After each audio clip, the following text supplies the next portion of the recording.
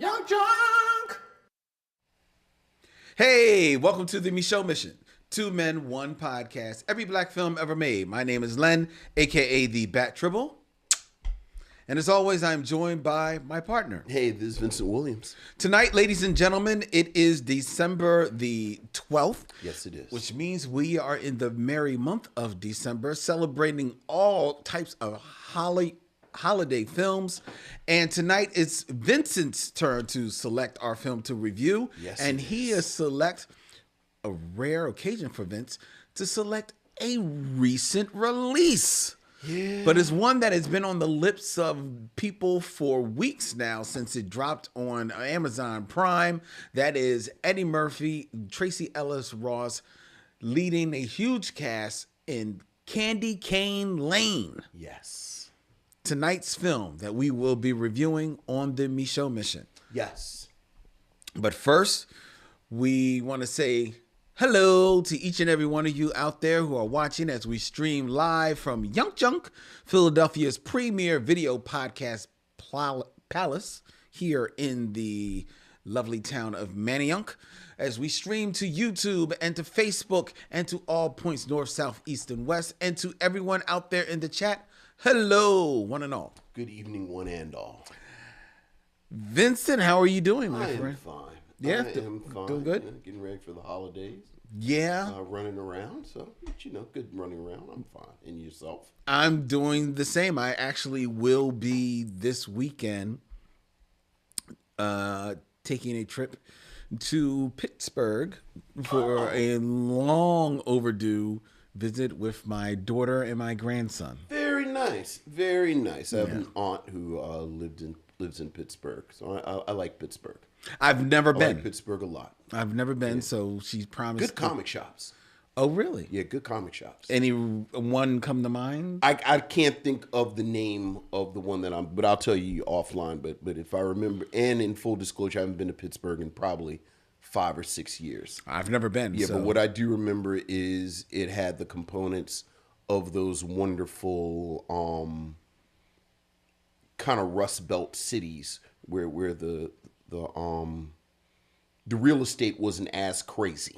Mm-hmm. So that comic shops could have these big shops. So they'd be nice size. Yeah. And stuff with a lot of back issues. Exactly. That's what you love. Exactly. You So love that back issue stuff. Mm-hmm. Yeah, so I'm looking forward to that. Mm-hmm. I'm looking forward to that big time. We are going to get into our show, ladies and gentlemen, our review of Candy Cane Lane. But first, we want to catch up on some of the news and some of the unfortunate recent passings. Yeah, that have happened. We had quite a number. You know, they always say that when the celebrities go, they go in threes. Yes. And they went in threes as far as in the world of the Micheaux Mission. We'll start with the one that is probably, I don't know, probably hasn't touched on the Micheaux Mission actually that much, and that's Ryan O'Neal. Yeah. Passed away like at 82 years old, man. Yeah. Yeah, that was a real surprise. I like Ryan O'Neal when I've seen him. Sure. But he always looked like, like maybe the Mirror Universe Robert Redford, I have to say Ryan O'Neal was one of those actors that I think I knew him more because of his personal life. Oh, and his long-time relationship with Farrah Fawcett. Yeah. Than I did his actual work. Well, I know he was in Love Story. He's in Love Story, and he was the star of Paper Moon. Right, and he's Tatum. Right, he's Tatum's dad with his Tatum O'Neal. Tatum O'Neal's, but yeah. And then he's married to Farrah Fawcett. Right. Yeah, you're right. Well, but it's a shame. It's a shame. It's always a shame. Any passing diminishes us. Amen. Mm-hmm. Amen. He was 82 years old, but not to be outdone. One of the greats of sitcom history. Yeah. Oh, yeah. Norman Lear. Yeah, an actual monument. Yes. Like you're saying, one of the greats. He's like one of the, not even one of the. I would say he's the architect. He may be of modern comedy. Yeah. Yeah. Passed away at the age of 101 years old. Absolutely. And when Vince says that he is the architect, ladies and gentlemen, not mincing words, the man, was the brain behind All in the Family, which many consider one of the greatest sitcom and one of the greatest television shows. Yeah. Yeah. Of all time. Then he was the brains behind one of the funniest TV shows of all time, Sanford and Son. Yeah, my all-time favorite show. And then we're not even talking about all of the sequels that came from All in the Family. Yeah. Maude, the Jeffersons. There was Maude. Good Times. Good Times. Tons. I mean, yeah. And this was the architect. Why did I just forget? This is it. This is it. Oh, One Day at a Time. One Day at a Time. I forgot about One Day at a Time. Yeah, that was the other thing. Yeah, at one time he probably had like about 6 shows on air at one time. Sure, and he certainly, again, altered the speed and the tone of sitcoms. He did. Like if you and the language which is really kind of captures everything that I'm saying. Like when you look at the history of sitcoms, there really is a marked difference in what sitcoms looked, sounded, as you said, the language before and after Norman Lear. Yep. And a lot of what we talk about now with sitcoms is kind of built on the foundation that he set up. I mean, after Norman Lear, would you go to Brandon Tartikoff? Like, is there anyone? Brandon Tartikoff, maybe James Burrows, the guy who did Cheers, and then thus was a producer on Frasier. And did Taxi. Here's the thing about and Taxi. Here's the thing about Cheers and Taxi. I always felt like they were their own things. Well, I mean, but like I can't think of sitcoms that they influence, like that you could look, like maybe Night Court. I mean, but even Night Court. I mean, considering, we've already jumped off Norman Lear, but considering the ensemble that those shows were, sure, you could say Night Court presented an ensemble afterwards. Like ensemble, you could almost. I think the breadcrumbs from Cheers to something like Friends are right there. Because Friends, while it was just 4, it was still an ensemble. Right. It was an ensemble cast. Cheers actually morphed into an ensemble. Right. And it was able to continue being such a great show. Right. And Frasier, while built around one particular character, was still very much, it was all about the ensemble. Right. Taxi was built around one character. It was really built around Judd Hirsch, but it then became about the ensemble. Besides, I'm talking about just sort of the way it's shot, the actual speed of the sitcom. Yeah, and then it inspired like shows like we said, like Night Court, which then begets Spin City. So I think it definitely did. Okay, all right. It influenced. And that would be before Brandon Tartikoff. No, Brandon Tartikoff probably is before them. Right. Okay. Brandon Tartikoff is probably that midpoint between Norman Lear and whatever comes in the wake of the Cosby Show. Right. Tartikoff is probably in Tartikoff is also Family Ties, though, right? He is. Another name in sitcoms that just came to me is and worth definitely putting in this conversation is Gary Marshall, because he did Happy Days, Laverne and Shirley, Mork and Mindy. Yeah, but again, I'm thinking about I'm not talking about things that they actually created necessarily. No, but I'm talking inspiration. about the wave that followed them. Yeah, but you're right, Gary Marshall. Even something like Too Close for Comfort or Bosom Buddies had that Gary and or like Perfect Strangers. Like they there all, you may be talking about the Brandon Tartikoff influence. They felt like Gary Marshall shows to me. Really? And I don't necessarily have the precise language why. But like you look at things, but Norman Lear, like they all get everyone something from Norman. They would all bow to Norman Lear. Yeah. And it is a colossal loss. I was saying before we started, I am contractually bound whenever Norman Lear comes up to talk about Eric Monty, who wrote Cooley High and had a pretty acrimonious falling out with Norman Lear and accused Norman Lear of stealing ideas from him for the Jeffersons, for Sanford and Son, for Good Times. Yeah. Famously, and you know, I apologize. I know Norman Lear, there was something with his production company, I think, that connected him to What's Happening. But What's Happening famously had to acknowledge Eric Monty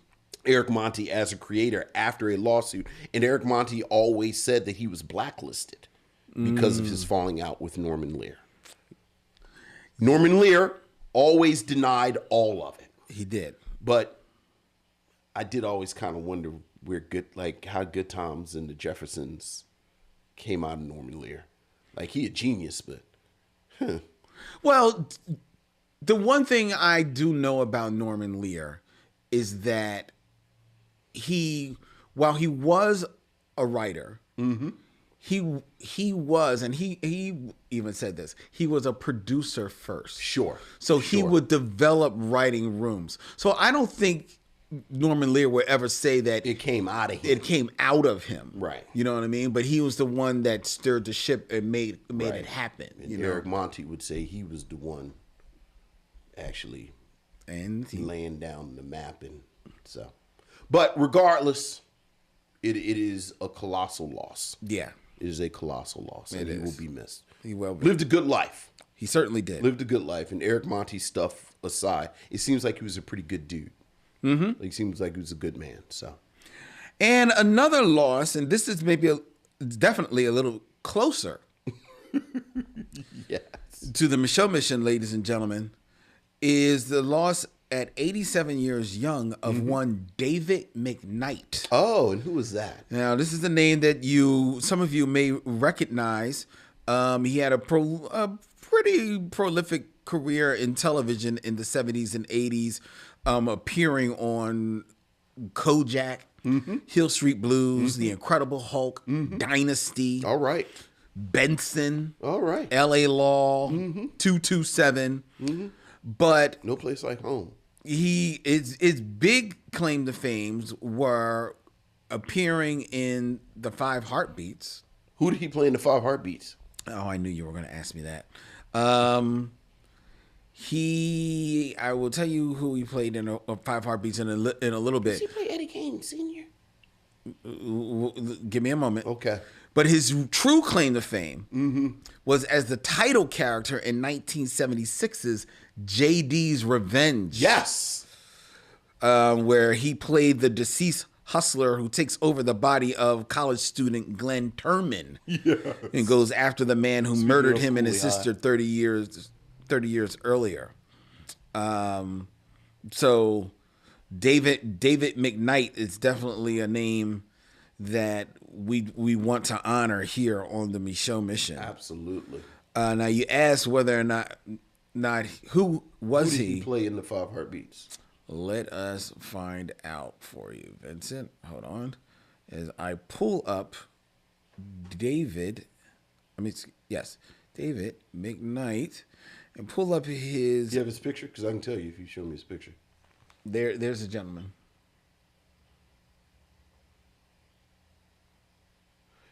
No, you know who I think he plays? I think he plays Choir Boy's father. Like, I think he plays the preacher. Oh, really? Maybe. Let's see. I just had him up his IMDb. Check him out on IMDb. And he is known for... He also appeared in Hollywood Shuffle, which is where he met Robert Townsend. Yeah. And went on to do work with the man. He also appeared in The Parenthood. So Robert Townsend always found time for Mr. McKnight. Mm-hmm. And it's not giving me his full filmography here. Neubels. Sorry, ladies and gentlemen. Sorry, this is taking me a little bit long. This will be. Here you go. Look it up. Just put in Choir Boy's father. The Choir Boys. Choir Boy's father. 5 heartbeats. Heartbeats.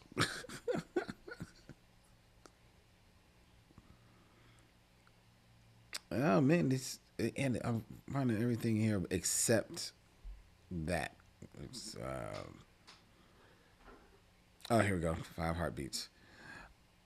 Yep, that's him. Boom. I found it. Because I just looked up the part in the 5 Heartbeats where Choir Boy went to get on the bus with the 5 Heartbeats. And his father, you can't serve 2 masters. And he gave him the Bible. And then Choir Boy got on the bus. But then Choir Boy left the Bible near the phone because Choir Boy was chasing the ladies.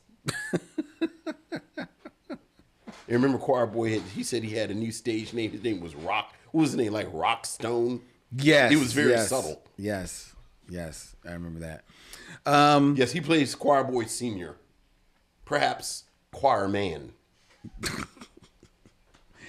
And we have one. Just keeping it moving. Keeping it moving. We also have one other name close to the Micheaux mission.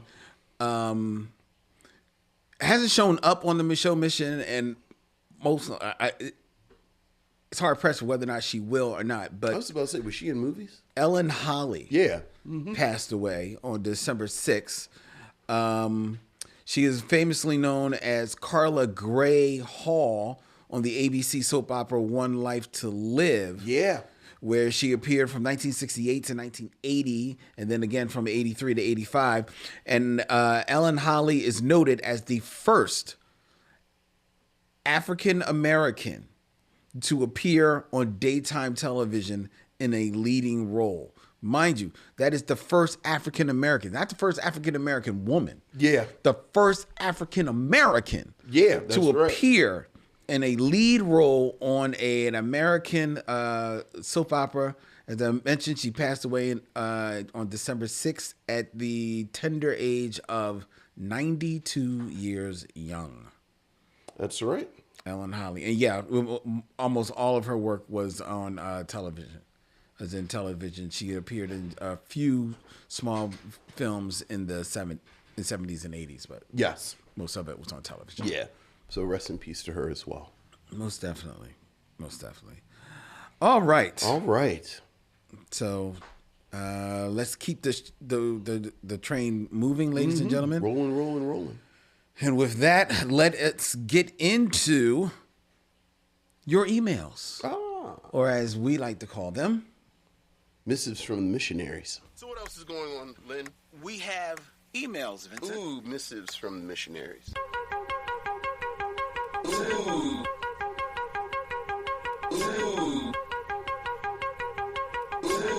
Missives from the Missionaries.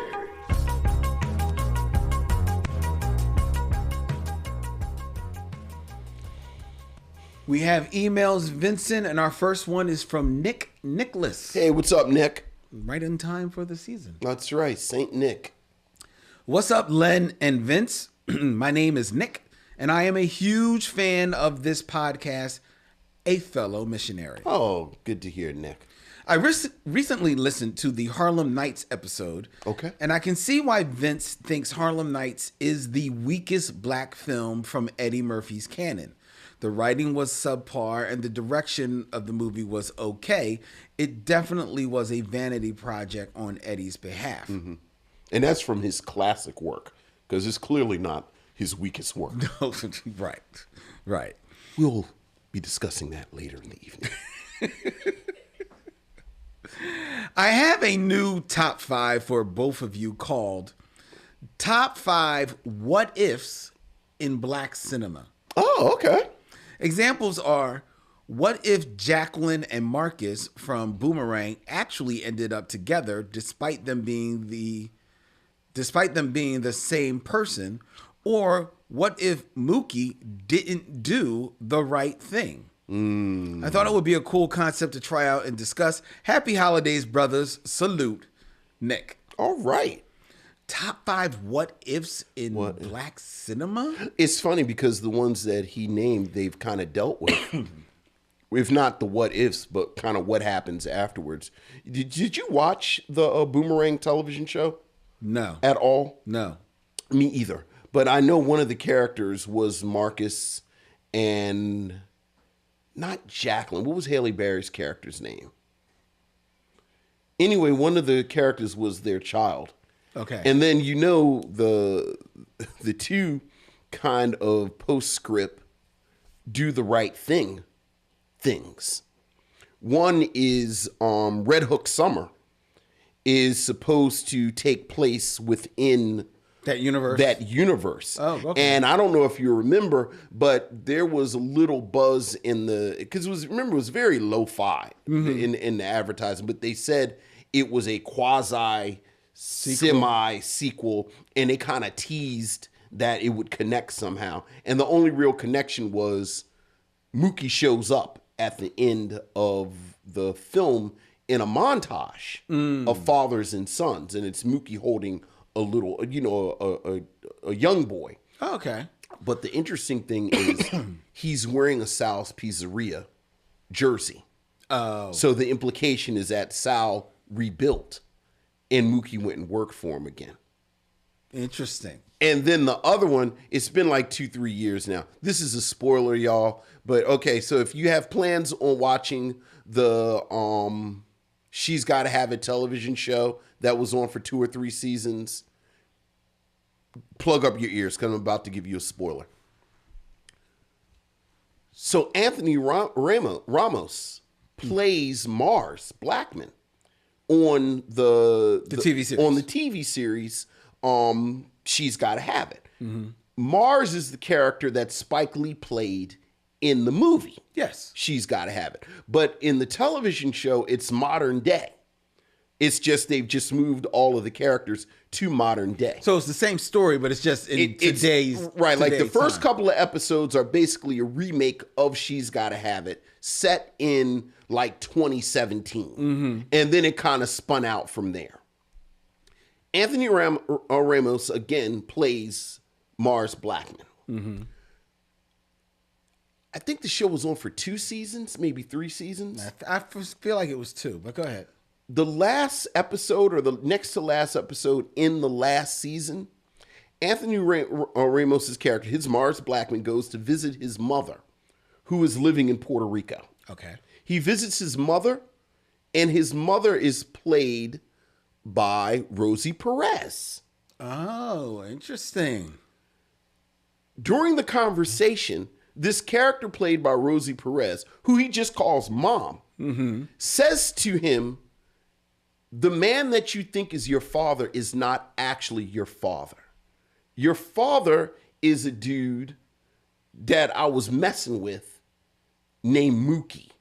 Wow. And Anthony Ramos is like, Mookie? What is his? And she says, I was so wild and crazy, I didn't even know his government. So that Mars Blackman in She's Gotta Have It, the television series, is canonically the son of Mookie from Do the Right Thing. Wow, that's dope. Yeah. That's dope. That's kind of fly. Yeah. That is kind of fly. So I almost want to watch the show just so I can see that. It's a mixed bag. Yeah. It's a mixed bag. But that's kind of cool. Yeah. That's kind of cool.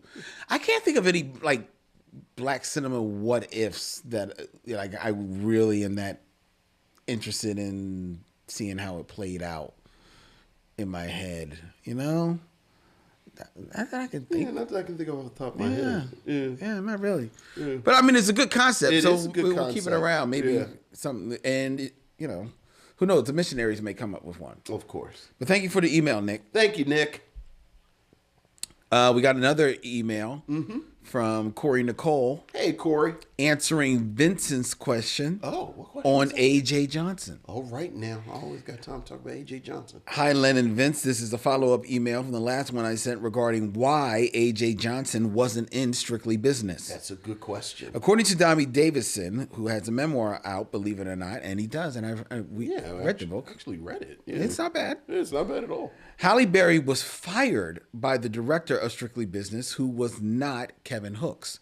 The original director said they didn't want to cast Halle as Natalie because they were tired of seeing light-skinned black women play love interests in films, which we know Halle Berry is light-skinned. So the other choice was A.J. Johnson.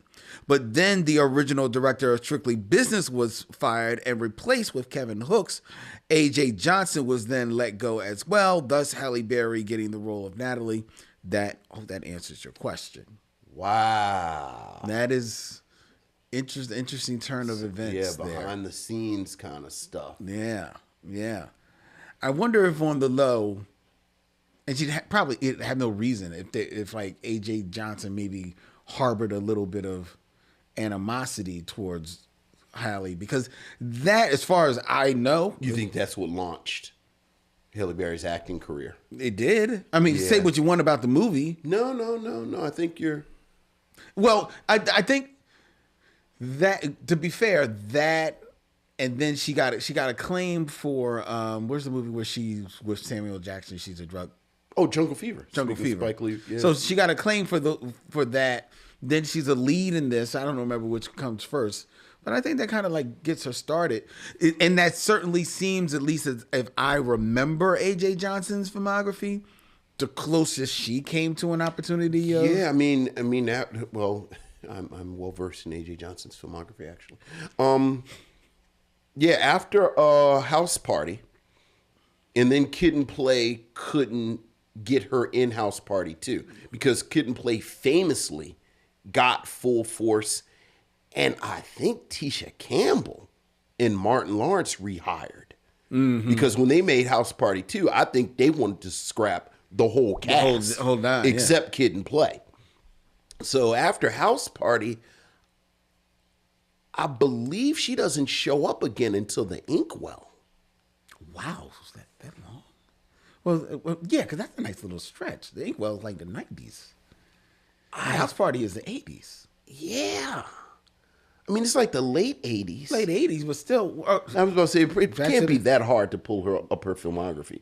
Because, it's like House Party, Inkwell, and then, of course, her magnum opus, Baby Boy. You and your Baby Boy.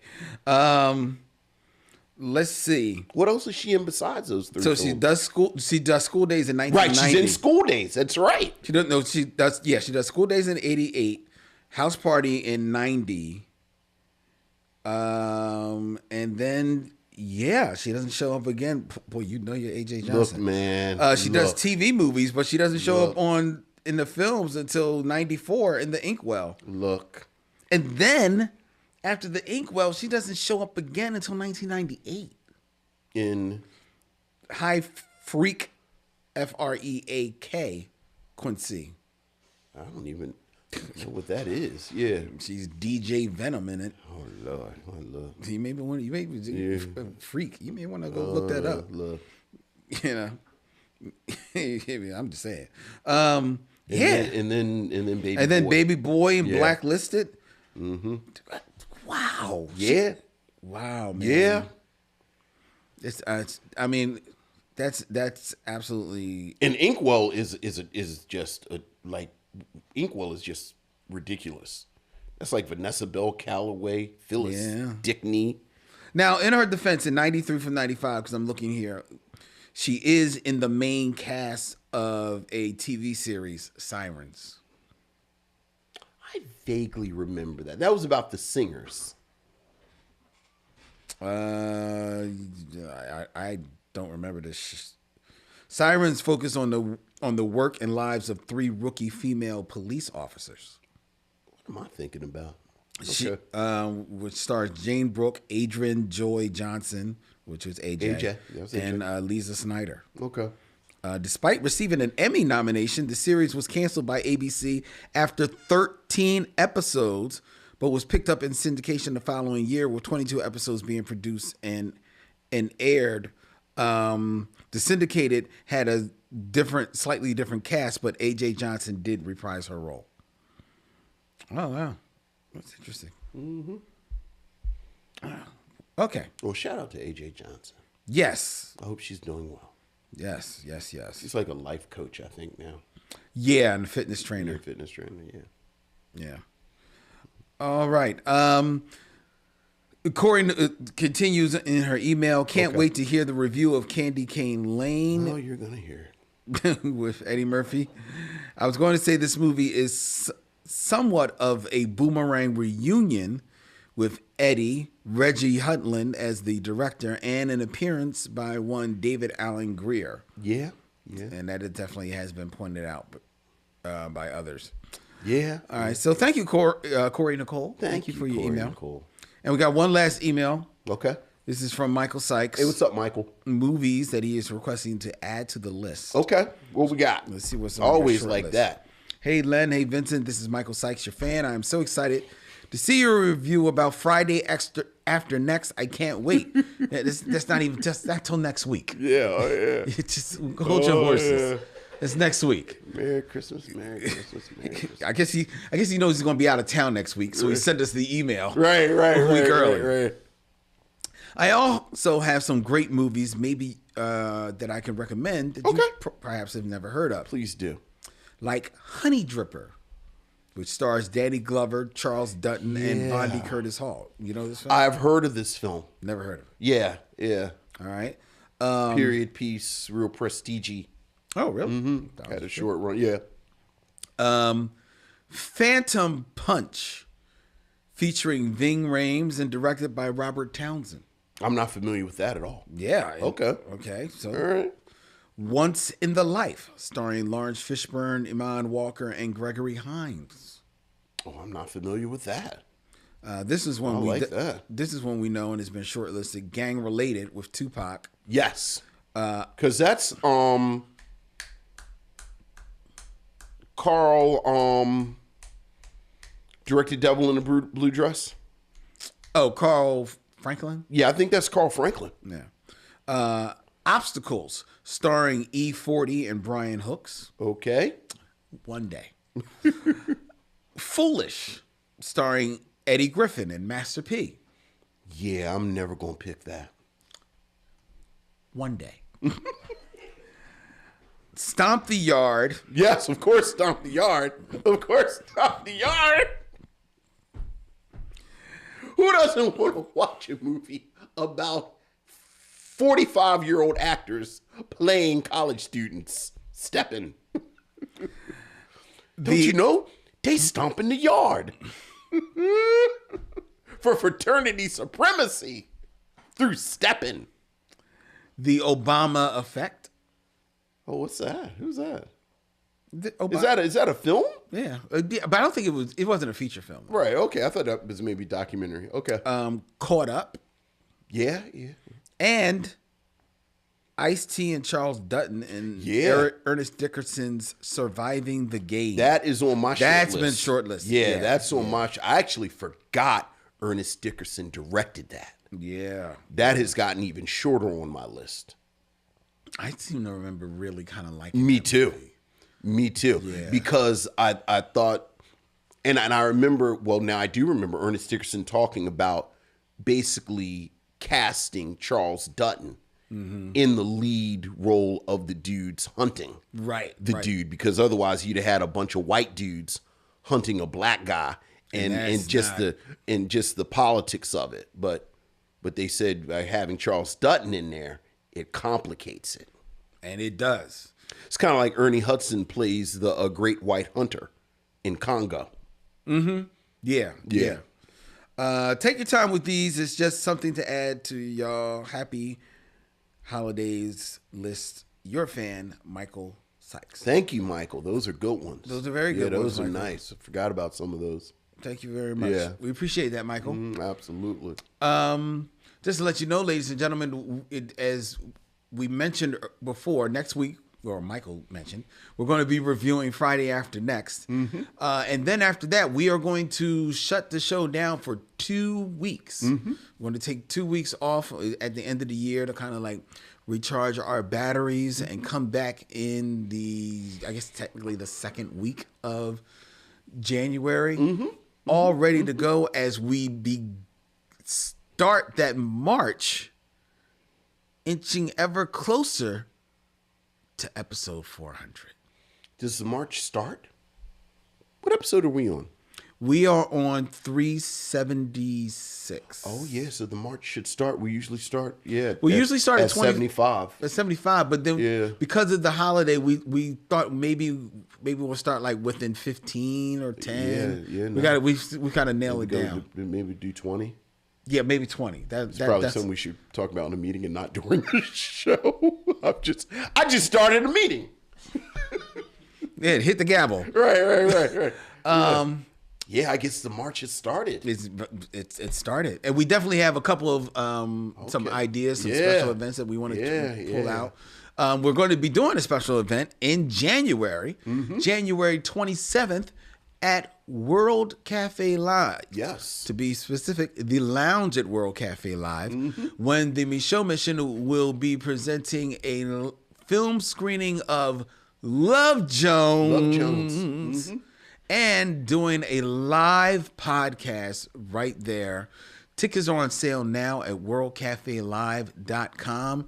Come out, enjoy Love Jones with us. You know you haven't seen it on a big screen in who knows how long, if you've ever even saw it on a big screen. Now's your time to see it on a big screen and enjoy some wine and food. And Vince and I and Dylan, there'll be a Dylan sighting at World Cafe Live for Love Jones, our live podcast. Like grainy footage of him walking. It's just walking through the woods of the Pacific Northwest.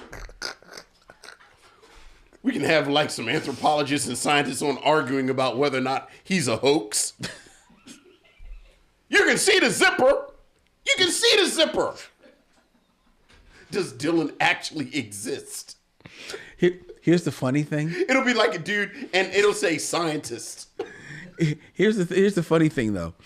If you had him in the grainy footage, I actually have a friend named Steve Austin. Steve Austin. We could have the $6 million man. Yeah, kind of speak on it.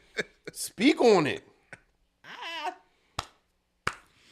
So yeah, ladies and gentlemen, January 27th at the lounge at World Cafe Live, the Micheaux Mission presents a film screening of Love Jones, followed by a live podcast. Ticket on sale at worldcafelive.com right now. Absolutely. All right. I also want to invite you to check out a podcast that has been put out by the company that I, graciously work for. Push Black. We've got a new podcast, a new narrative true crime podcast, The Stolen Girls of Americus. It's all about a true story that happened in 1963 when 15 black girls were kidnapped from a protest at a movie theater and held captive for 45 days against their will. It's an untold story of racial violence against black girls, black women, and it's a story about how these girls rallied together in sisterhood, and their mothers did the same to solve this mystery. It's a 5-part series. It's available wherever you find podcasts right now. All 5 episodes are up and available. And now that all 5 episodes are up, we just began like really promoting it. So we were just kicking it out by word of mouth. But now we just started promoting it. And just last night we started promotion. And in less than 24 hours, the podcast is number 65 in the history podcast that is fantastic. Section of Apple. And skyrocketing up, The Stolen Girls of Americas. Please check it out wherever you find podcasts. I guarantee you will enjoy it, and it's a story that needs to be told. You did some voice work for this, right? I along with being a producer on the show, I do some voice work. So if you enjoy Len's voice, as we all do, this is another way to hear it. It'll be interesting because I actually play a white man on this. Hey, you darkies! What are you doing protesting this theater? Oh, is that you? If only I was just saying darkies. Oh no! Oh no! Len, are you using crude language? Ooh. Len Webb, Texas T, as you've never heard him before. That's right. You never heard it like this. Yeah. Woo. So yeah, it was very traumatic. All right. Language. Anyway, so check that out. Absolutely. All right, let's get on with it. It's time for us to get into the top 5. Top 5. Who's your top 5?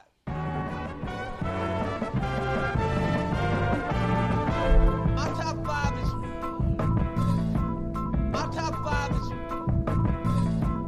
My top 5 is. Top 5, ladies and gentlemen, where I come up with a list. I tell Vincent all about it, and then he tells you the first things that come to his mind based on this list. Now, Vincent. Yes, sir. I try to keep this in theme. Thematic. We're going to be reviewing Candy Cane Lane. We are. Which is all about Eddie Murphy's character trying to win contests so that he can provide the best Christmas for his family and get them the gifts that they deserve. And then you watch the film and you find out exactly they had the gifts that they deserved all along. Which was love.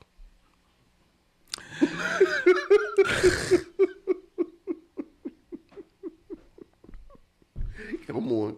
So keeping it in theme, yes. I present to you the top 5 worst Christmas gifts. Top 5 worst Christmas gifts. Now, this is from a website, boardpanda.com, that sent out a solicitation for people to write in and tell them about the worst gifts that they ever had. Okay. Right? Interesting. So these, and I think they got something like about 200, 300, responses. So these are actual gifts. These are actual gifts. These are actual gifts.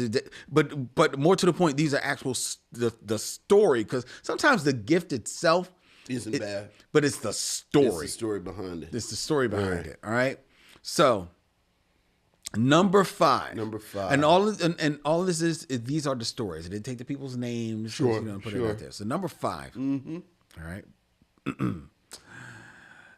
is a little stuffed angel cherub with pink wings and yarn hair. It was a little Christmas ornament. Okay. The story behind this is the writer says, when I was 8 or 9 years old, my grandma gave me a Christmas ornament. Okay. It was a little stuffed cherub with pink cheeks and yarn hair. I cried like crazy because I had saved up my allowance to buy that cherub for her the year before. Oh, so grandma regifted his crappy gift. Yeah. Oh. That's horrible. That is horrible, but maybe you should have bought grandma a better gift. He was 8 or 9 years old, Vincent. I mean, he was old enough to know, like you, when you were 8 or 9 years old, you knew when you liked a gift. 8 or 9 years old. 8 or 9 years old. You say, and he saved up his money to get this Christmas ornament for his grandchild. My question is, what did he give grandma next year? I bet he gave her a better gift. I bet he gave her back the ornament. I bet he didn't. You don't think that's you think he's tough love. Tough love. I'm team grandma. I can't wait till Adam starts buying Christmas gifts. I can't wait. What's number 4? I'll be right there. Bring this garbage in here. Give it right back to you. Now what have you learned? Bam. Number 4. Number 4. A knit scarf. Knit scarf. Okay. So one year, my mother-in-law asked, nay, demanded, that I knit a scarf for her for Christmas. She was very specific on colors and style and called several times during December to check on the status of it. What? She opened it up on Christmas Day and was absolutely delighted with it and immediately put it on. She was very ecstatic. Then she started to hand out her presents. Tons of stuff to the kids, my husband, her other son, and her other daughter-in-law. Nothing for me. I feel like there's a lot of information missing from this. Then I heard, oh my God, I forgot presents for you. And I turned around and found that she was talking to my cat. She bought the cat presents. No, I did not get anything. That's bad. I feel like there's some missing details. What do you mean her missing mother-in-law's details? just a super villain? It certainly sounds like it. She's Mother Doom. Maybe her husband hates her. What's the husband got to do with it? Because his mom is giving you nothing. But the mom begged her to knit her a scarf. Is she Rumpelstiltskin? No, not Rumpelstiltskin. Rumpelstiltskin was the little magic man. Yeah, who are you trying to come up with? I guess the woman who actually did the knitting. What was the woman's name in Rumpelstiltskin? The woman in Rumpelstiltskin? Right, because Rumpelstiltskin was... You're thinking of Rapunzel. No, Rapunzel has the hair. Oh. But I thought she knitted... No, remember old girl had to knit straw into gold, and she couldn't. So then she made the deal with the little devil leprechaun man and said, I'll give you my child if I can knit the straw in the gold. Is that Rapunzel? I mean, is that That's Rumpelstiltskin? That's Rumpelstiltskin. And then she was like, oh, so what's and the then girl's he was name? like, right, what's her name? Because then he was like, if you guess my name, I'll give you your child back. But then she couldn't guess his name because who can guess somebody's name? But then he was doing like a little dance. Ha ha, I'm Rumpelstiltskin and I got your baby. I think the point is folk tales are weird. What's number 3? Well, now you got me wanting to look up Rumpelstiltskin because I want to find out the woman's name. It doesn't even give her name. It just says that a miller brags to the king and people that he lives in the Right, because her father got her jammed up running his mouth. Yeah. It doesn't give her name. Damn. It was tough being an unnamed girl in a folktale. Is that a Brothers Grimm tale? Yes. Yeah, I'm about to say that feels Brothers Grimmy. All right. All right. Number 3 Number 3 was a DVD of the Titanic. Okay. Wait for it. All right. It was actually a pirated copy. Okay. Already seen it before twice. It was not in any type of case. It just had Titanic written in marker on it. So it was just, like right. at home DVD. It didn't belong to the person who gave it as a gift. Mm-hmm.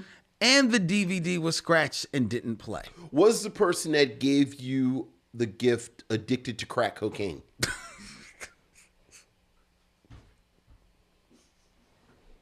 I just asked the hard-hitting questions. I ask the questions that other people are afraid to ask. I feel like there's crack involved. Because it's a DVD, which, now it's the 90s.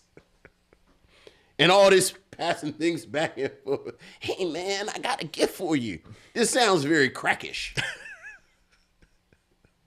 Because I thought he was going to say, they gave me the DVD, but then when I went to play the DVD, my DVD player had disappeared. So now you've mixed it with like a O. Henry story and crack. Number 2. Number 2. The Christmas after my grandmother passed away. Oh my Lord. My aunt gave us all the various and sundry junk that she cleaned out of my grandma's house as presents, but signed the tags with my grandma's name. So It was grandma's garbage from beyond. So I got a rusty, broken bell ornament from my dead grandma that year. This is like in the trailer for an A24 film that's coming out next November. I thought grandma was dead. When the bell broke. My A24. Jeez. Oh, God. Starring Emma Stone. Right. Number one. Worst Christmas gift. They've been pretty bad so far. Last year, my boyfriend Gave him a heart, and the very next year, he gave it away. got me a can of pears for Christmas. I mean, does she like pears? It don't matter. Pears are delicious. Boom. I rest my case. Are you serious? No further questions. Are you No further questions. I rest my case. a can of pears? Your Honor, permission to treat the witnesses hostile. Pears are delicious. Does Wendy like pears? What's it have to do with Wendy? Does Wendy like pears? Yes. You know why? Because pears are delicious. Okay. I want to see what happens if you show up with a Giving can her of pears. I'm just Why saying. not? They're delicious. They are delicious. So why can't you give her pears as a gift? I could if I wanted to. Yeah, I don't think pears are worse than crackhead DVD or ghost ornament. I don't know. It sounds weird. Worse to me. A can of pears. A can of pears. They're delicious. That's the top five, ladies and Scoop gentlemen. of vanilla ice cream, warm it up a little bit. That's got yourself a little something happening. No. I'm just saying. Anyway, that's the top five. All right. We're going to keep this moving. We're going to get into 6 Degrees of D'Urville. What's his name? D'Urville Martin. D'Urville Martin. That's the key. Why you would be surprised what a Put it person on. can do with just a sense of touch and a sense of sound. My lips are tired. Oh, hello. Nice. 6 Degrees of D'Urville Martin, ladies and gentlemen, where I will give Vincent an actor and he has 6 films or less to connect them to the best Christmas gift ever. D'Urville Martin. D'Urville Martin. That's right. Keeping it in theme, Vincent. Keeping it in theme. Number 1 is a famous Eddie. A famous Eddie. So it's 6 movies or less. Connect D'Urville Martin D'Urville Martin. to Eddie Redmayne. What is that? You just making up names? What is...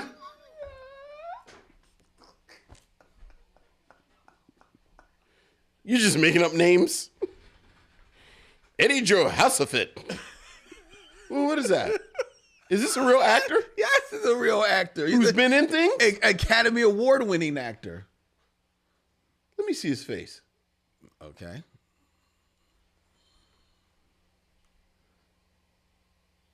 Oh, why do I know him? Whoa, let me see his face again. Yeah. No. Why do I see him in old-timey clothes? You're about right. Yeah. Oh, with like a wand. Oh, he's in Harry Potter. Not Harry Potter. You got to get it. The what's the one the prequel, the money grab? You got to at least get the first. Fantastic Beasts. There you go. Okay, now we got something to work with.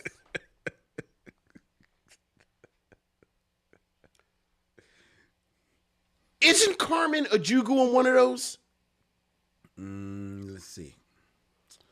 Yes. Right, because I was like, oh, it's a black person in Harry Potter. Okay. Now I got something to work with. All right. What's his name? Eddie what? Redmayne. Eddie Redmayne. All right, sure. Why not? So ignorant. All right, let's just how we gonna get to Eddie Redmayne? Yes, Eddie Redmayne. Redmayne of like the Ohio Redmaynes. Sure, why not? All right. I'll keep it in theme too. Because Derville Martin. How do I want to do this? How am I going to do this?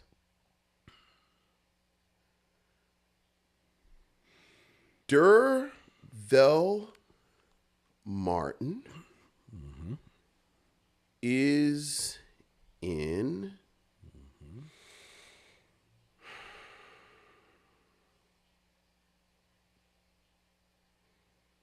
right, because I'm getting a Carmen, and so I'm really gonna get to Carmen Ejugu probably from Sparkle.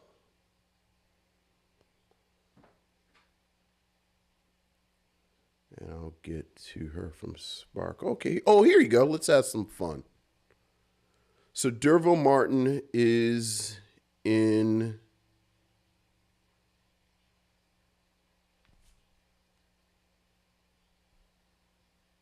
The Final Come Down with Billy D. Williams. Mm-hmm. Billy D. Williams is in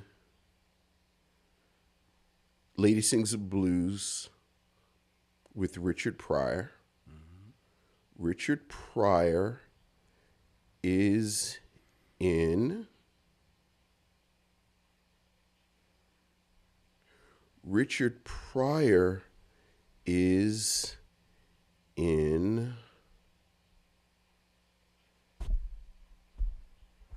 I may be being too cute.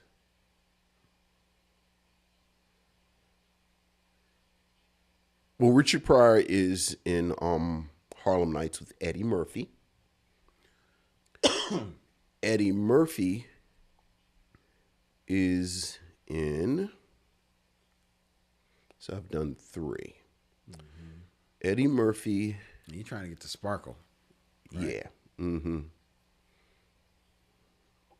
Well, Eddie Murphy is in You People with Mike Epps. Mike Epps is in Sparkle with Carmen Ejugu, who is in Fantastic Beasts with Eddie Redmayne, which is an actual real person. He is a real person. I know he is. He won an Academy Award for portraying a real person.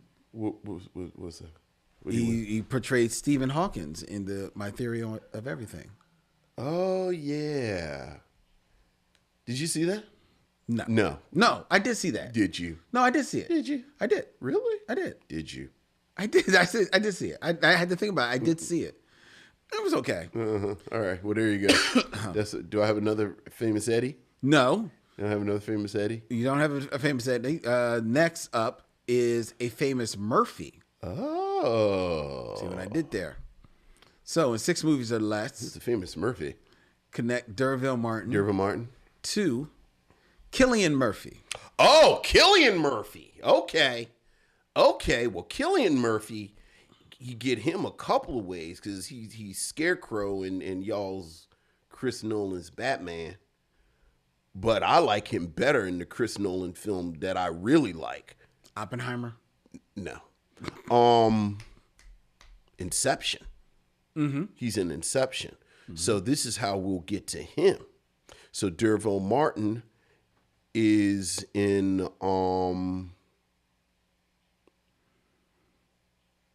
Five on the Black Hand Side with Dick Anthony Williams. Dick Anthony Williams is in The Jerk with Steve Martin. Mm-hmm. Steve Martin is in a movie that we're gonna watch in January because I got to wash all this terrible Eddie Murphy taste out of my mouth. So we're gonna watch Norbit? No, we're gonna watch Bowfinger, which he's in with Eddie Murphy. That's what I meant. Actually. Eddie Murphy is in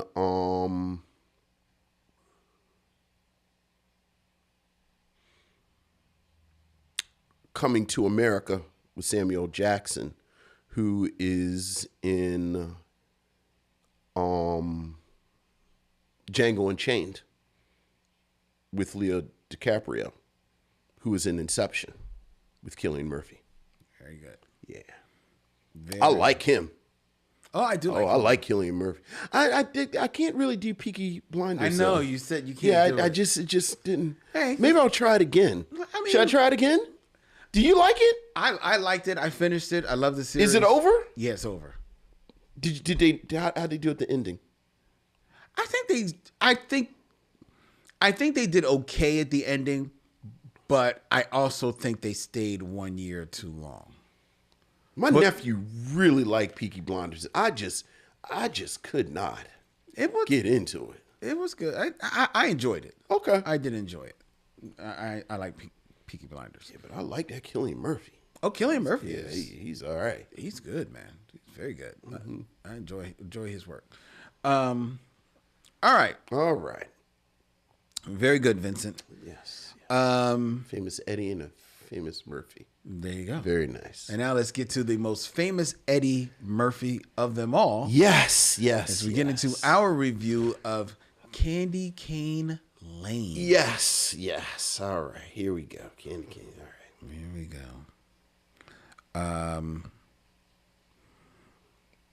Before we get into that, Vincent, I wanted to ask you, and this will be edited out. Okay.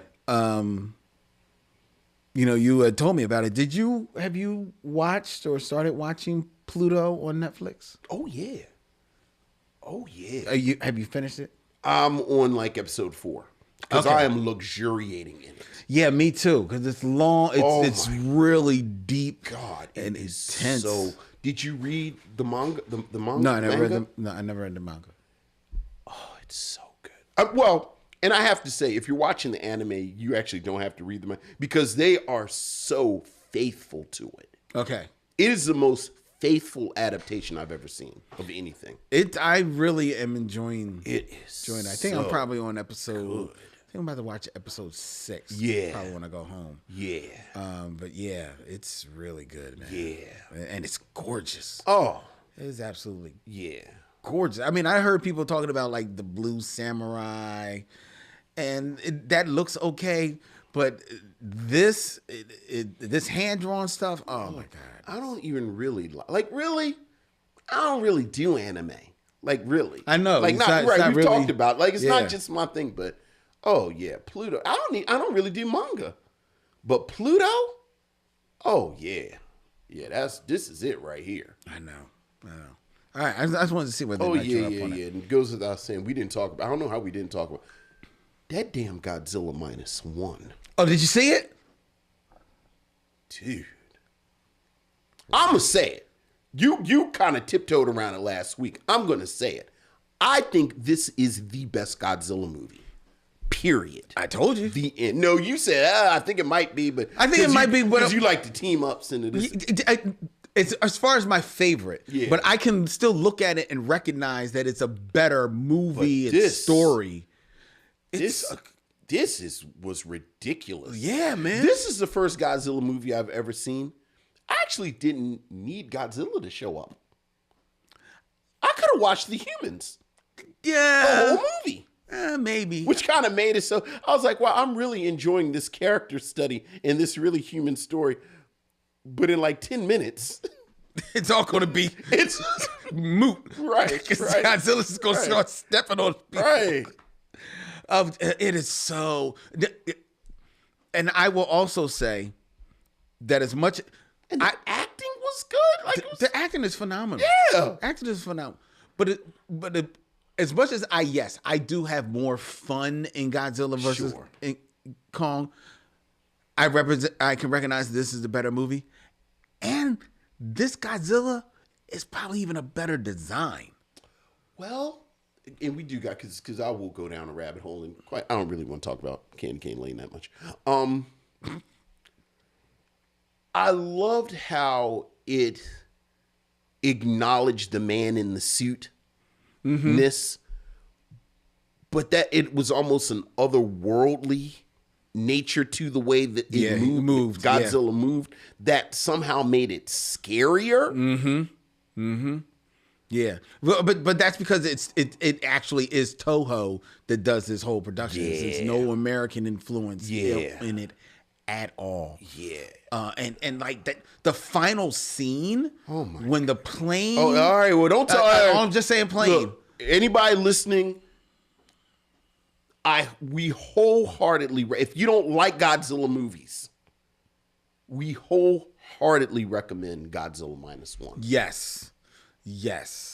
It was some stupid young boys got caught out though. Like Camille and I were laughing because we noticed none of the commercials let you know that it's subtitled. That's true. So it was some young boys in there that I don't know if they were what we would call readers.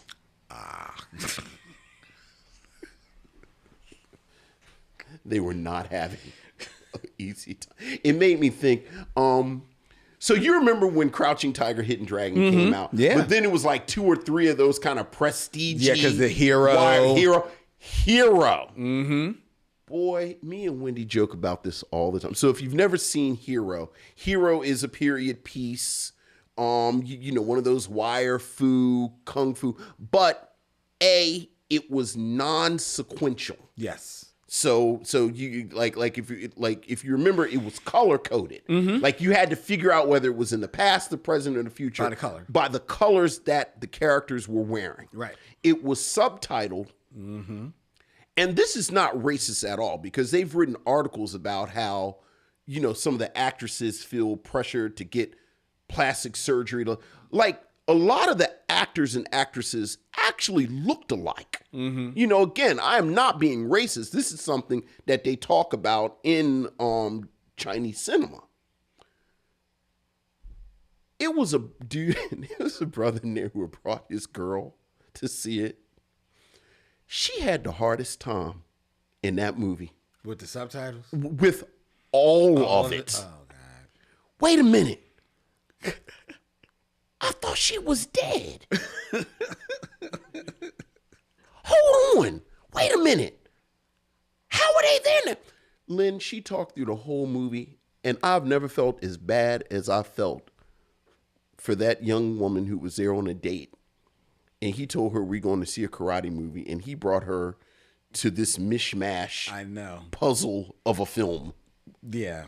That she just could not crack the code. She's sitting there waiting for Jackie Chan to show up. Right. Or just somebody to tell her what's going on. So it was these 3 dudes, you know, knucklehead boys, like 18, 19 years old, and they just could not get around the subtitles. Did they stay for the movie? No, they got up and left.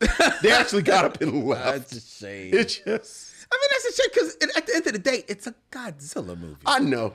But it is a lot of words, and they're going real fast. You just wait for Godzilla. Just wait for Godzilla. You're gonna know what's gonna happen then. You know what's going to happen? Yeah. All right. Boys, it's so impatient. Anyway, all right. Let's get into our review. Yes. A man is determined to win his neighborhood's annual Christmas decorating contest.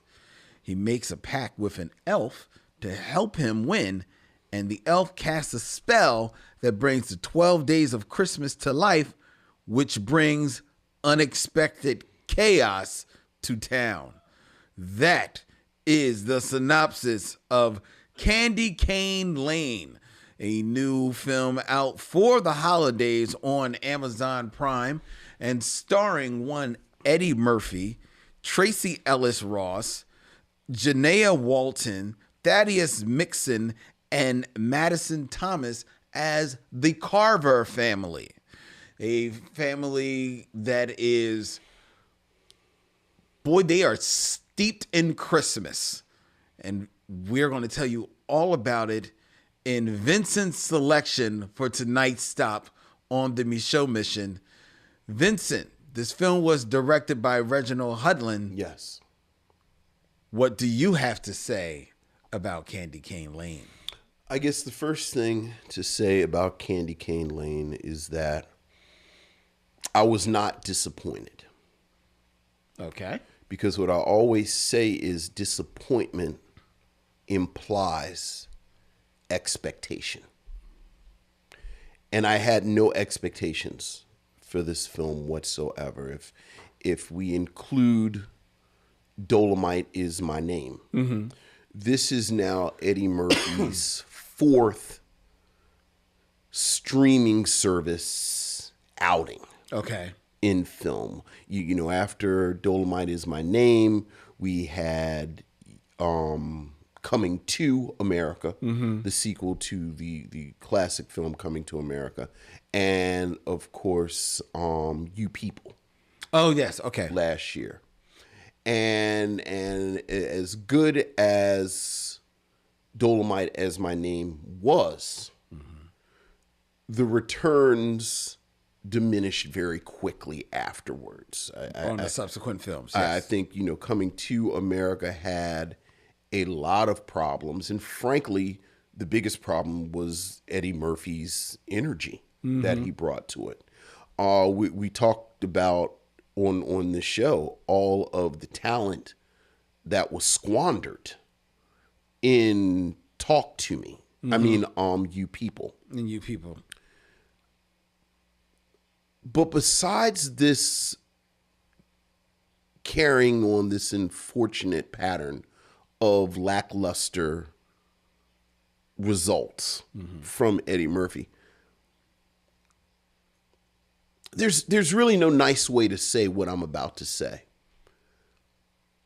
I don't understand how this film got made. Really? Okay. Dolomite Is My Name, passion project, the passion, the energy, everything about Dolomite Is My Name. You 100% understand how Eddie Murphy sold this to Netflix, and then you get this wonderful film. Coming to America, even during the interview sessions, or rather that interview cycle where Eddie Murphy was talking, Eddie Murphy talked about it's a classic film. People have been asking him to do a sequel to Coming to America since Coming to America came out. Right. So, you know, I understand how you sell Coming to America to Amazon. It was pre-sold. You People, Kendra Barris is a pretty hot name. He's coming off of the Blackish universe. You've got Julia Louis-Dreyfus and Eddie Murphy. Again, I understand that. There is nothing about this film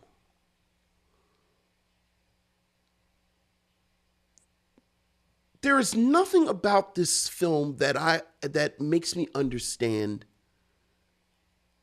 why Eddie Murphy wanted to be involved with it. As you said, he plays this character, Chris, who loves Christmas. This is the extent of what we are told about why he just loves Christmas. He's got this very, speaking of Kenya Barris, this very sort of cookie cutter, by the numbers, almost sitcom family. Not almost. With Tracee Ellis-Ross, who you guys can just cut and paste this because I'm going to say this about every cast member almost in this film, is utterly wasted. Like, I was so confused by Tracee Ellis-Ross playing a character that she basically played for 7 years. Not well. Like, she's, you know, she plays his wife and there's no chemistry. None. There's no energy between them. Tracee Ellis-Ross could have been played by a cardboard cutout of Tracee Ellis-Ross. Eddie Murphy's character gets fired, which has no real bearing on the overall plot. Nope. He's just fired, but he loves Christmas. They live on one of these streets where people argue or people kind of compete with each other for bragging rights. Right, for Christmas You decoration. know, we have the bragging rights. best Christmas decorations. His main rival played by Ken Marino, Yeah. a comedic actor whose work I have enjoyed for years, who completely wasted in this film. He's in 4 or 5 scenes, but he might not have been there. He might as well He could have not not been there. Yeah, yeah. Long story short, and this really is a long story short, Eddie Murphy's character, Chris, becomes super invested in winning the Christmas decoration contest. Ends up going to a mysterious shop Right. where he basically sells his soul to what we find out is a rogue elf. And Missionaries, let me just tell you, this description of her as a rogue elf is more exciting than anything that this character Pepper, played by Jillian Bell, another comedic actress whose work I have enjoyed. But are you ready, Len? It's completely squandered in this film. Eddie Murphy realizes that the deal that he makes with her, or rather, Chris realizes the deal that he makes with this rogue elf to have the best decorations. He's basically sold his soul, and he's going to turn into an animated figure, like a figurine. like glass. If he doesn't get the 5 rings from the 12 Days of Christmas song, the 5 golden rings. And he'll be turned into this animated figurette that she already has collected. The figures that she's collected, the 3 people that stand out, Chris Redd from Saturday Night Live, who I have to say, Chris Redd, bless his little heart, does the best he Can do. Yes. Robin Thede Yeah. of the Black Lady Sketch Show, who I love, is so squandered. It took me 45 minutes before I realized it was Robin Thede. Oh, really? Oh, okay. I know her voice, so I know it like. And Nick Offerman, who I love, who I didn't know it was Nick Offerman until the film went off. I know. That is 100% true. It's 100% true. Hijinks, middle jinks, low jinks ensue. At some point, David Alan Grier shows up, as everyone has said, as Santa Claus. It boggles my mind that you can have David Alan Grier and Eddie Murphy in scenes together, and it's boring. I'm not laughing. I don't even know how you pull this off. And again, I just don't understand how this came together, because Reginald Hudlin is a very seasoned director at this point. I know the easy thing to say is that, maybe Eddie Murphy is over the hill, maybe he's lost it, maybe, I think that's sort of the easy answer. Yeah. Yeah. And the only reason I hesitate to say that is because my favorite aspect, as I just mentioned a moment ago, my favorite aspect of these new Eddie Murphy vehicles is that Eddie Murphy goes on the talk show circuit. Yeah. And he is effortlessly charming and funny every time he is on a talk show. He was on the Jimmy Kimmel. the Jimmy Kimmel show a couple of weeks ago. Team Micheaux, we sent that clip back and forth where Eddie Murphy just sat on a sofa for, that segment was 50. Do you realize that segment was 15 minutes? A 15-minute segment of Eddie Murphy just sitting in a chair talking. And when it was over, I was like, oh, don't cut the commercial. Please, Eddie Murphy, please just talk some more. But I don't know what is going on with Eddie Murphy in front of the camera over the past 4 or 5 years. I just do not understand it. Is there anything about this film that I liked? As I mentioned, Chris Redd, I think, does the best he can. And I kind of give Chris Redd as much credit as I give anyone. Jillian Bell as Pepper is not enough to save this movie. No. But I like her when she's on. Okay. Danielle Pinnock. Danielle Pinnock plays... So again, the neighborhood is embroiled in this contest. There's a local, I guess they're like a cable, local cable show. It's like news personalities. And she plays one of the hosts. And she has this wonderful chaotic energy that I actually was waiting for a third act reveal where she was also a rogue elf, because she is doing her own thing. That's true. And I wanted to know more about the things she was doing. But besides that, this movie just made me sad. Wow. Like, I was just sad by the end of it. Yeah, I I wish I cared enough about it to be sad. But I don't. I too was disappointed by the. Well, no, you're right. To say that you're disappointed denotes that you had expectations, right? And I didn't really have any expectations of the film. And I do remember the clip that we sent around about Eddie Murphy on Jimmy Kimmel, and he was funny on Jimmy Kimmel. However, what I also noticed on his appearance on Jimmy Kimmel, that Eddie Murphy has slipped into almost the old raconteur vibe.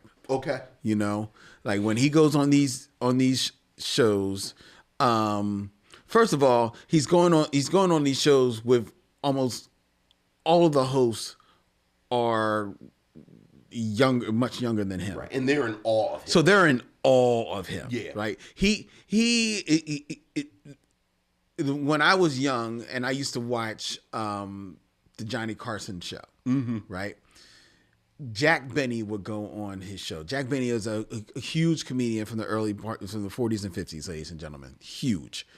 And he was Johnny Carson's hero. Yeah. And by the time Johnny Carson in the 70s was doing the show, Jack Benny was on the other side of his career.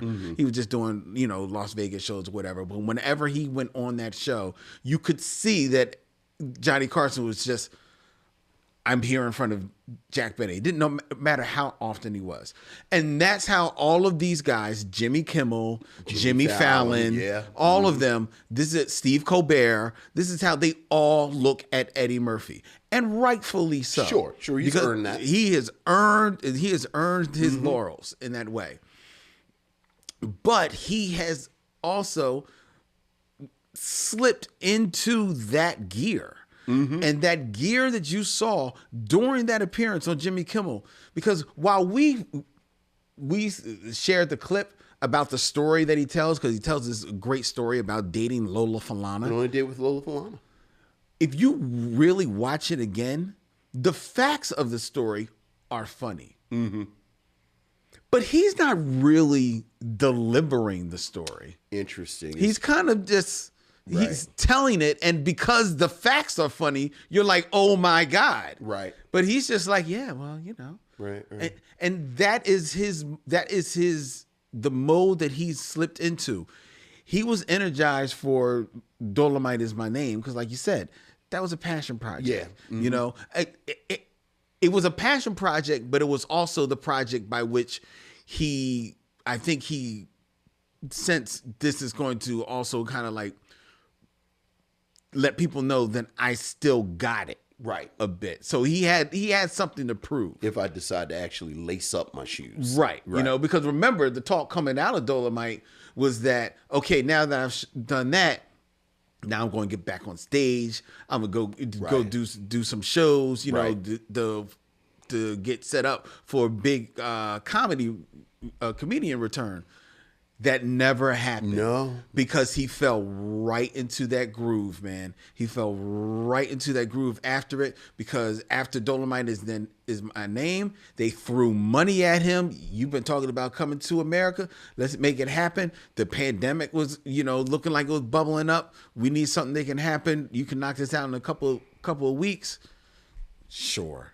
Yeah. And he's been in that mode ever since. You People, and all the way down to Candy Cane Lane, where Candy Cane Lane is him not trying to relive classic Eddie Murphy. He's trying to just relive the Family Guy Eddie Murphy moment in his life, because he did have that time in his life when he was Dr. Dolittle and he was doing films of that nature for the family. He's just trying to tap into that. But vibe. at least he had energy. But what I'm saying, he's trying to tap into that. Yeah. But you can't he does not get out of gear, man. He doesn't. And you can see, and the unfortunate thing is you could see him forcing it a little bit. There are moments when he tries to force it, and it just doesn't go. There's nothing there. No, there isn't. There's absolutely nothing there. So when you've got Eddie Murphy as your lead, which means that he is going to be on almost 85% of the scenes in this movie. Yeah. And he's stuck in third gear. I was going to say second. Well, just second? Yeah, he's really puttering along. Exactly. Yeah. You're like, oh man. It's so now everybody else, Chris Redd, you're right, pops off the screen in a little form. Right. But he does work. To be honest, it doesn't help that this script is badly written. But more than that, it is stuffed with plot. There's so much. He gets fired. Tracee Ellis-Ross possibly has a promotion, but based on whether or not she can schmooze some son accountants. is a tuba player that's failing math. They're failing math. They don't really like his music. The daughter doesn't want to go to UFC. She's a track star, but she wants to go to Notre Dame. The little girl maybe is losing the spirit of Christmas. The $3 Alec Baldwin stepbrother across the street, who's his rival. There's supposed to be some big rivalry. That doesn't really go anywhere because he leaves the movie for a moment. And then maybe we're going to get money from the contest, but then come to find out there's no money involved in the contest. Right. And you learn that before the end of the, way before the end of the movie. So prizes and tacos. So now you've lost any interest in that. Yeah. He buys the ornaments, the stuff from the elf, and then that goes awry, and just to show you how dumb this movie is, there's a scene where you see that dude's house has an alarm system, and it looks like an elaborate alarm system.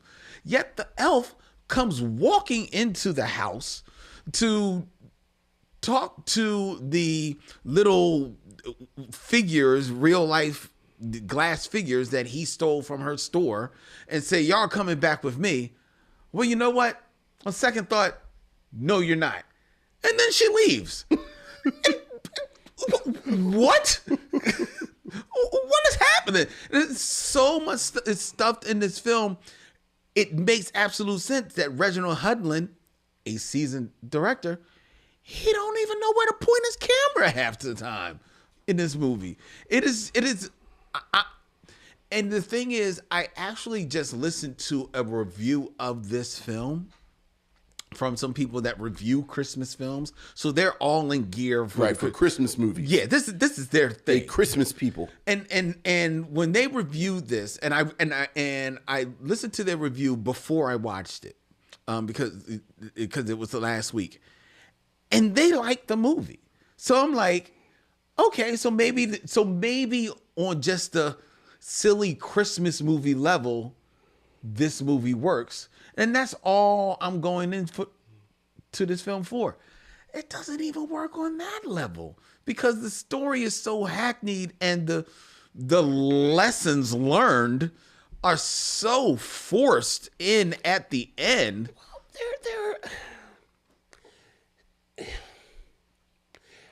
In one of his interviews, Eddie Murphy talked about he wanted to have a film that basically would be a classic film. That would be like a return to... And he actually name-checked something like Elf. Elf, exactly, which is...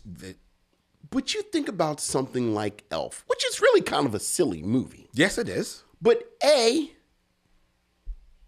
Will Ferrell. Will Ferrell is balls to the wall in that thing. And at the height of his powers. At the height of his powers. Other thing to remember. B, there is a bit of melancholy in there. Like he's been, does he get kidnapped or like they kind of send him back? Yeah, I think they send him back or something like that. Yeah. Send him back so he has to reconnect with his family. Like there are real stakes. Christmas Story. For all of the talk of Christmas Story, it's bloody.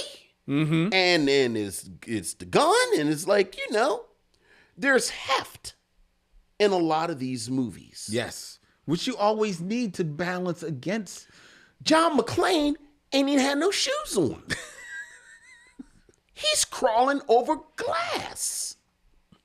So for a Christmas movie, it's gotta have, look, it's so funny we've gone down this route because I read an essay about It's a Wonderful Life a couple of weeks ago, and the essay rightfully pointed out that because so many people haven't actually watched It's a Wonderful Life, like from beginning to end, like you just see like that last little moment where he comes home and the bell rings and, oh, daddy, and it's like that kind of saccharine sweet. People don't understand. That's just like the last half hour. This is a film about a man who is actively trying to commit suicide. Yes, yeah. And the angel is trying to convince him not to commit suicide. Mm-hmm. And this is a real debate. Yeah. For like an hour. Yeah. Where the angel shows him things. He's like, okay, but I still want to kill myself. Yeah. There's a reason why A Christmas Carol lends itself so easily to horror. Because Christmas Carol. It is a scary AF film. Something like Scrooged, which in my mind is the best adaptation of A Christmas Carol. Oh, okay. But it's dark. It's very, very. You gotta have stakes. You gotta you gotta have the stakes, but you also have to, if you want it to be classic, there's got to be, you've got to cut out the story, like all these mindless like limbs. You need to cut this bare bones. Elf is the story of Elf. Right. Christmas Story, actually, when you watch that movie, it's a bunch of like vignettes that happen, but the central theme, the through line is the gift. It's the wagon. This movie, the gun.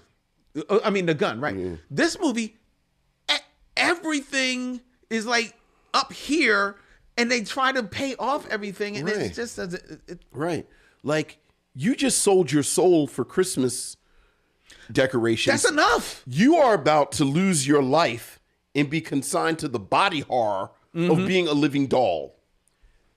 That's movie. That's it. Let's go. That's all you need. That's all you need. And quiet as kept, you didn't need 3 kids. No, you didn't. No, you didn't at all. I don't know. Right. Maybe the one little girl. Yeah. So yeah, it's in a lot of ways,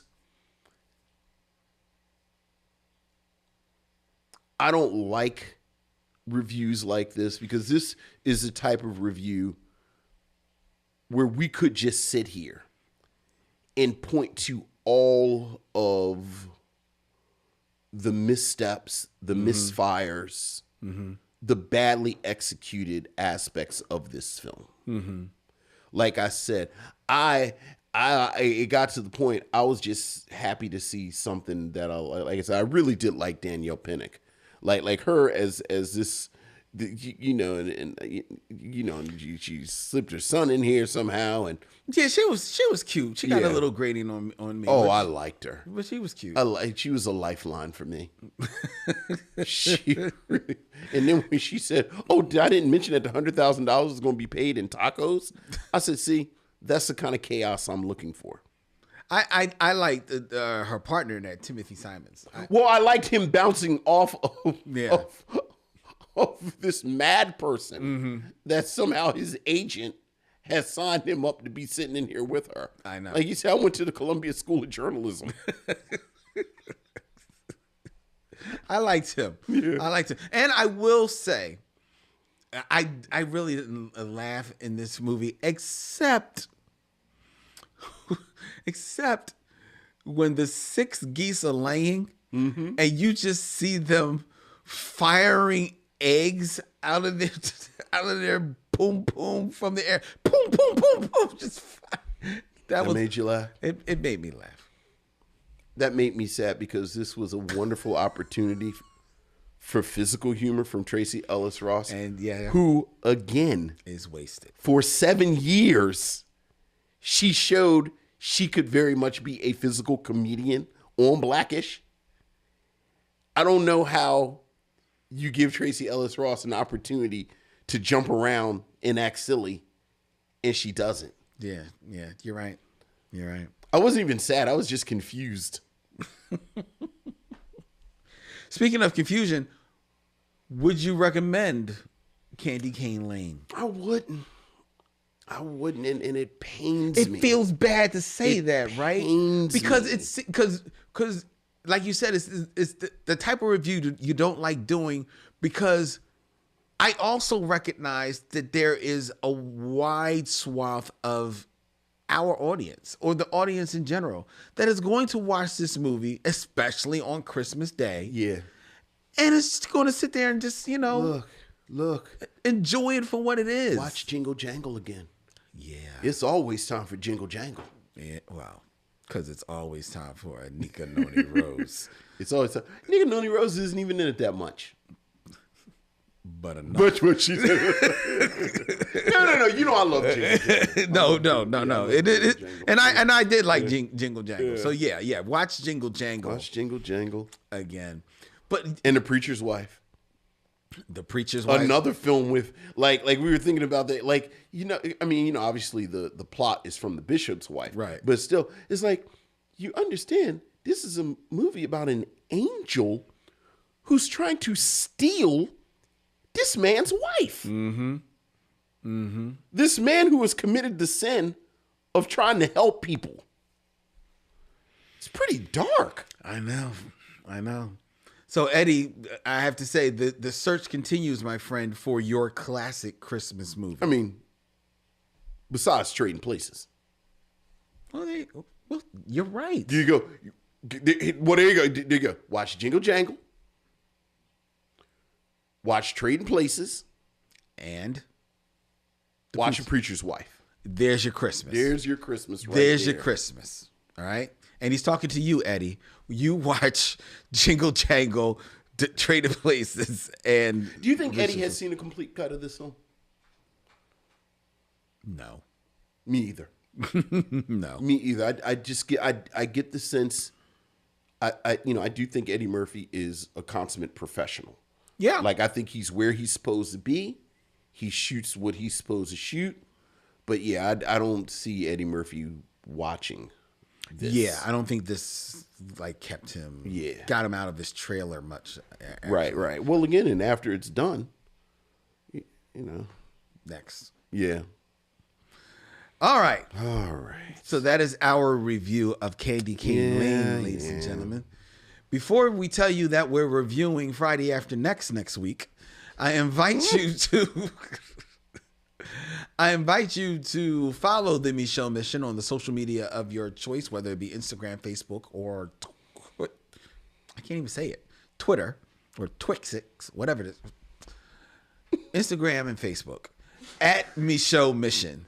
You can also subscribe to the Micheaux Mission on YouTube at Micheaux Mission, where you can hit the bell, be notified when we have new videos going up. We actually put up a video of our review of Boxing Day, and our review of Othello went up, and a top 5 when we broke down what films certain actors should delete from their resume. So that video went up, and there'll be more videos going up over the next couple of weeks because I've got time now. So that's what we're going to be doing. The Micheaux Mission is also a proud member of The Podglomerate. ThePodglomerate.com. They make podcasts work. They're the podcast network that we have been proud to be called home for now over 6 years. They picked us up in our very first year and have been with us every step of the way. So shout out to Jeff and all of the team at Podglomerate. Hope you guys are enjoying your holiday. The Micheaux Mission is also filmed live from Young Junk, Philadelphia's premier video podcast palace here in Manayunk. You can hit up Dylan at youngjunk.com. That's DYLAN at youngjunk.com to book your time in one of the fabulous studios that we have here. Shout out to Dylan and to Terry and all the guys and gals at Young Junk. Thank you for making this our video home for the Micheaux Mission. If you have thoughts and concerns, please email us at micheauxmission@gmail.com so that we can check it out, and perhaps your email will be read here on air. Subscribe to the Micheaux Mission also wherever you find podcasts, whether it be Apple, Spotify. It doesn't matter. If you find you get a podcast there, Pandora, Tune in, iHeartRadio. The Micheaux Mission is there. Like it and follow us, subscribe so that you don't miss an episode. And please give us a 5-star rating and review on Apple because that really helps people find our show. Next week, we buried the lead. We are going to be closing out the year of 2023 with a review of a film that I bet you didn't know was a Christmas film. I didn't know until I looked up Christmas films and I said, lo and behold, Friday After Next is a Christmas film. Well, I've never seen it, and I can't wait to watch it and review it with you next week here on the Micheaux Mission. Until then, he's Vincent. I'm Len. Get well, Ariel. And in parting, we say, we'll see you when it's time to meet again.